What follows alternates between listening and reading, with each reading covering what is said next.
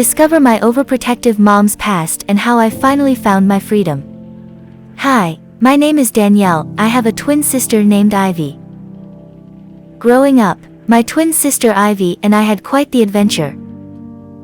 Our single mom was super overprotective, and I was always the rebel, while Ivy played it safe. Our lives took some wild turns, with love, loss, and crazy family secrets. This is the story of how we found our way through it all, learning about love, forgiveness, and what family really means. From the moment I took my first breath, I knew that Ivy and I were destined for a life tethered together. We were twins, after all. Born only 2 minutes apart in our small, cozy house in New Hampshire, we were a living testament to the fact that two could be better than one. Our mother, Angela, was a loving but fearful woman who brought us into this world without our father by her side. He had left just before we were born, leaving a void in our lives that only amplified our mother's overprotectiveness. "Girls, remember, you're each other's best friends," Mom would say as she adjusted our matching helmets, "and you need to protect each other." Ivy and I exchanged weary glances, knowing full well that the helmets were more for our mother's peace of mind than our own safety. While I often resented her constant paranoia, I understood that she just wanted to keep us safe. I didn't blame her for Dad's absence, but I couldn't help but feel like we were missing out on life outside the confines of our home. "Danielle, don't you think Mom's being a little too overprotective?" Ivy whispered to me as we sat in our shared room. "Yeah, I do," I replied, my voice low to avoid our mother's keen ears. "But what can we do about it?" Ivy shrugged and sighed, defeated. "I don't know. Just wish we could live a normal life, you know. I want to know what it feels like to ride a bike without a helmet, to feel the wind in my hair and not be afraid of falling," I confided in Ivy. "Maybe someday, Danielle," she responded with a melancholy smile, "but not today." For the time being, we were stuck in our mother's world, a place where fear ruled over freedom. But I couldn't shake the thought that there had to be more to life than the padded walls of our home. Growing up, Ivy and I were surrounded by an environment that stifled any sense of adventure or curiosity. Our mother's fear manifested in the form of helmets, which we wore almost every time, and every surface in our home was covered in mats. The outside world was a mystery to us, a place we could only glimpse through the windows of our living room. Our days were filled with homeschooling lessons from Mom, who taught us everything from math and science to history and literature. But while our minds were filled with knowledge, our hearts craved something more: friendship, excitement, and a taste of freedom. One day, while Mom was busy in her office, Ivy and I sat by the window, watching the neighborhood kids playing outside. We envied their laughter, their ability to run, jump, and climb without a care in the world. It was then that we decided that we needed to experience life beyond our padded walls. "Danielle, let's sneak out tonight," Ivy whispered excitedly. "We'll wait until Mom's asleep, and then we can explore the world without our helmets." I hesitated, feeling a mix of fear and exhilaration at the prospect of breaking our mother's rules. "Are you sure, Ivy? What if we get caught?" "We'll be careful," she reassured me, her eyes filled with determination. "It's just for one night. We deserve to feel alive." That night, with our hearts pounding in our chests, we slipped out of our bedroom window and tiptoed into the darkness. The cool air brushed against our faces, and the sensation of freedom was intoxicating. We wandered the streets, marveling at the quiet beauty of our sleepy town, but our adventure was short-lived. As we turned a corner, we heard our mother's voice, filled with panic and fear. "Danielle. Ivy. Where are you?" We exchanged guilty glances before running back toward our house, our secret escapade now tarnished by the knowledge that we had caused our mother such distress. As we reached the front door, she threw her arms around us, sobbing. "I thought I lost you," she cried, relief and anger mingling in her voice. You know how dangerous the world is. I can't lose you too." Our rebellion had been quashed, and for a while, we resigned ourselves to our mother's overprotectiveness. But the taste of freedom had awakened something within me, and I knew that I could no longer accept a life of fear and confinement. Following our nighttime adventure, our mother became even more strict and controlling. She kept a closer eye on us and rarely allowed us any time alone. She installed security cameras around the house and added more padding to our already heavily cushioned environment. Ivy and I felt suffocated by her constant vigilance, but we couldn't deny the fear that lay beneath her overprotective behavior.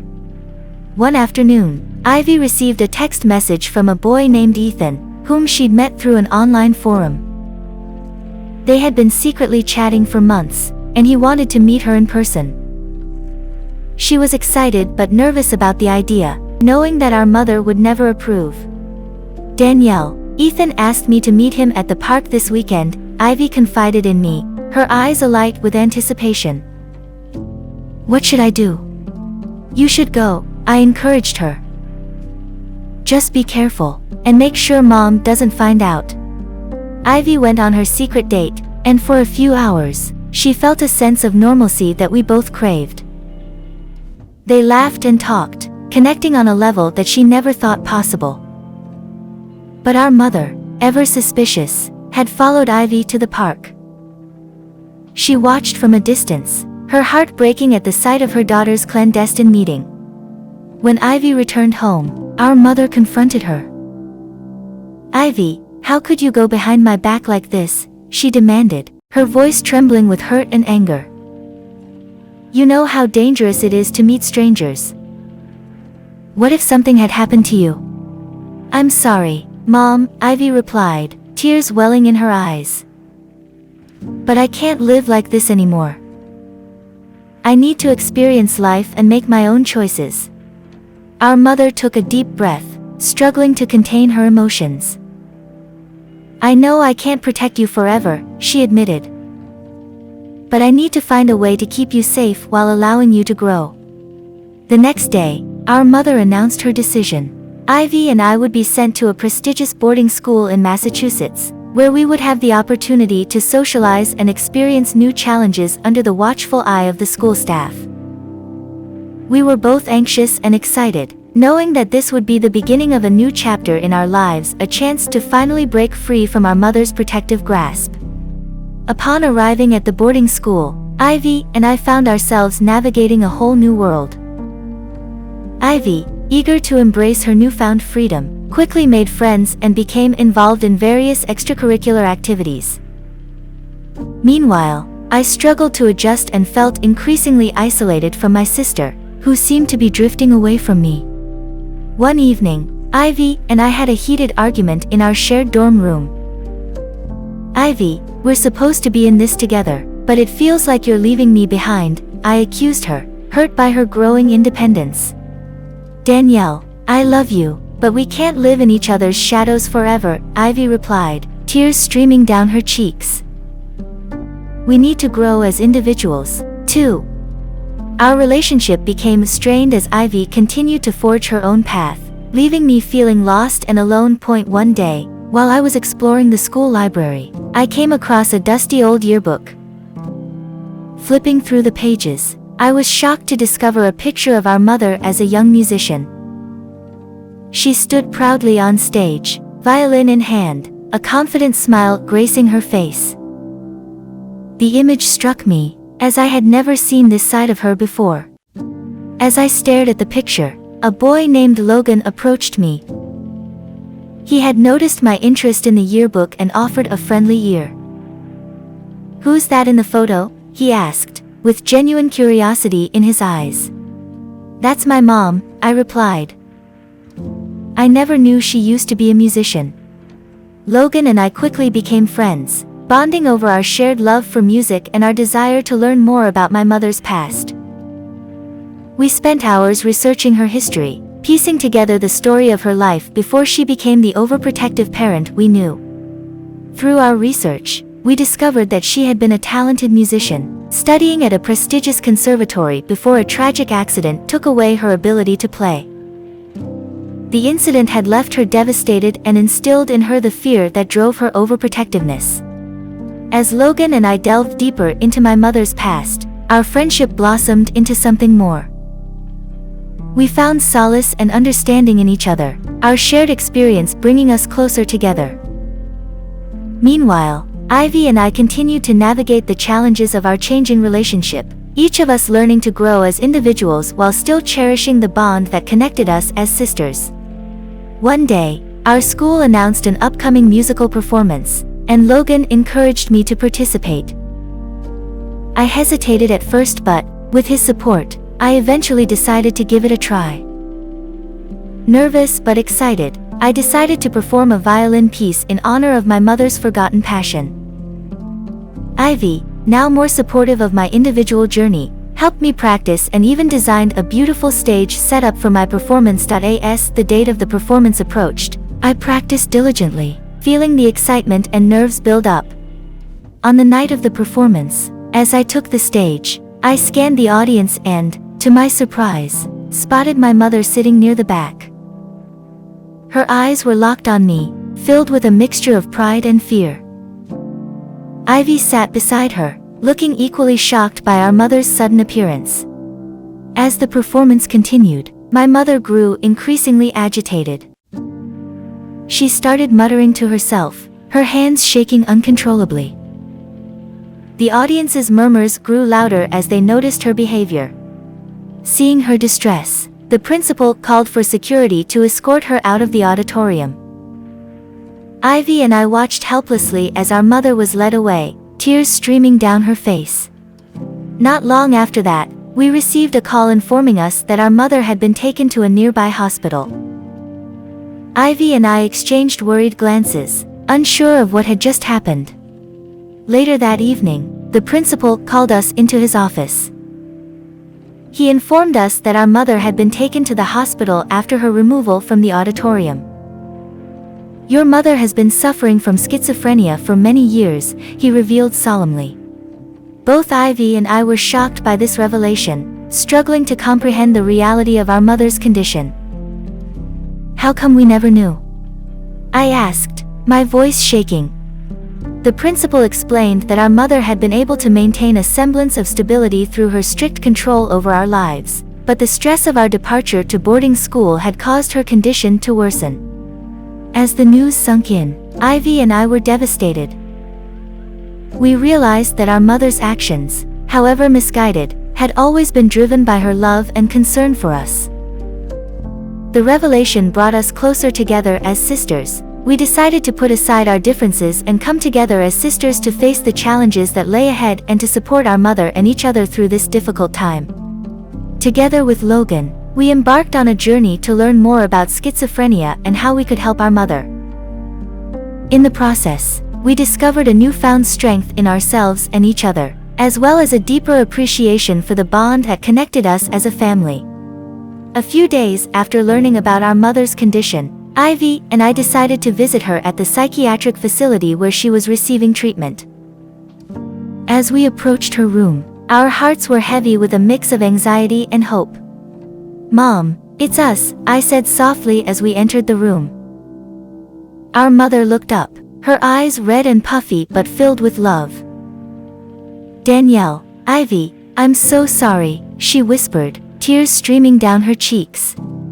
As we sat with her, she began to open up about her past as a musician and her struggles with schizophrenia.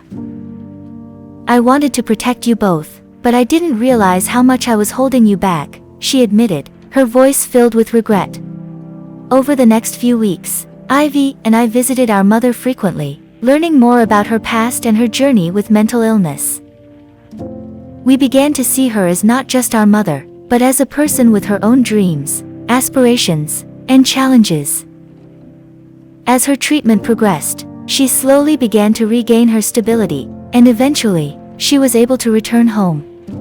During this time, my relationship with Logan continued to flourish. He supported me through the emotional roller coaster that came with learning about my mother's condition and helped me see the beauty in life beyond my family's struggles. One afternoon, as Logan and I sat under a tree on the school grounds, I opened up to him about my dreams and aspirations. "I want to continue playing the violin and maybe even pursue a career in music," I confessed. "But I also want to help others who are struggling with mental health issues, like my mom." Logan smiled warmly, taking my hand in his. "I believe in you, Danielle. You have so much strength and talent, and I know you'll make a difference in this world." As I looked into his eyes, I felt a sense of peace and optimism. With the love and support of my sister, my mother, and Logan, I was ready to face whatever challenges life had in store, embracing my newfound independence and dreams with courage. A few months after my mother returned home, my life took an unexpected turn. One morning, as I stood in the bathroom staring at the positive pregnancy test, a mix of fear and uncertainty washed over me. I knew I had to tell Logan. Later that day, I met Logan in the park, my hands trembling as I held the pregnancy test. "Logan, I'm pregnant," I stammered, unable to meet his gaze. Logan's face paled, and he stared at me in shock. "Are you sure?" he asked, his voice barely audible. I nodded, fighting back tears. "I took the test this morning." For a moment, Logan was silent. Then, he took a deep breath and said, "Danielle, I care about you so much, but I don't know if I'm ready to be a father." I could feel the walls closing in as the weight of his words sank in. "So, what are you saying?" I asked, my voice shaking. "I don't think I can be there for you and the baby," Logan admitted, his eyes filled with sadness. "I'm so sorry, Danielle." As he walked away, I felt my heart shatter into 1,000 pieces. But I knew I had to be strong for my unborn child. In the weeks that followed, I moved back home with my mother and Ivy. They welcomed me with open arms, providing the love and support I desperately needed.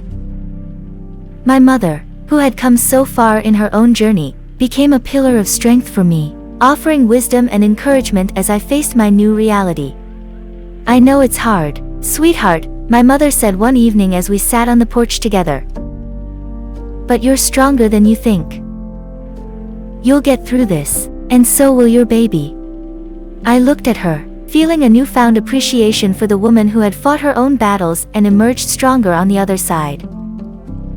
With the love of my family behind me, I knew I could face whatever challenges life had for me and my child.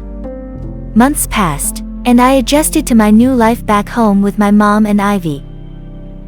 As the day of my son's arrival drew closer, I felt a mix of excitement and anxiety. The day finally came, and with the help of my mom and Ivy by my side, I gave birth to a beautiful baby boy named Miles. As I held him in my arms for the first time, I felt an overwhelming love for this tiny person who had brought so much joy into my life. A few weeks after Miles was born, Logan showed up at our doorstep. My heart raced as I opened the door, unsure of what to expect. "Danielle," he began, his voice cracking with emotion, "I'm so sorry I wasn't there for you when you needed me the most. I was scared, and I made a terrible mistake." I hesitated, unsure of what to say. But as I looked into his eyes, I could see the regret and the genuine desire to make things right. "I want to be a part of Miles' life," Logan continued. "And I want to be there for you, too. I know I can't change the past, but I want to be a part of your future." As I listened to Logan's heartfelt words, I could see the sincerity in his eyes. I knew that forgiveness and healing would take time, but I also knew that we could find a way to move forward, together. In the weeks that followed, Logan became a fixture in our lives, gradually proving his commitment to being a loving and responsible father. Slowly, trust began to rebuild between us, and our families came together to support us as we navigated our new roles as parents. One sunny afternoon, as we all gathered in the park for a family picnic, I couldn't help but feel grateful for the love and support that surrounded us. Our journey had been filled with ups and downs, but we had come out stronger for it. As I watched Miles play with his grandparents and Ivy, I knew that we were finally ready for a new beginning, one filled with love, forgiveness, and the promise of a bright future.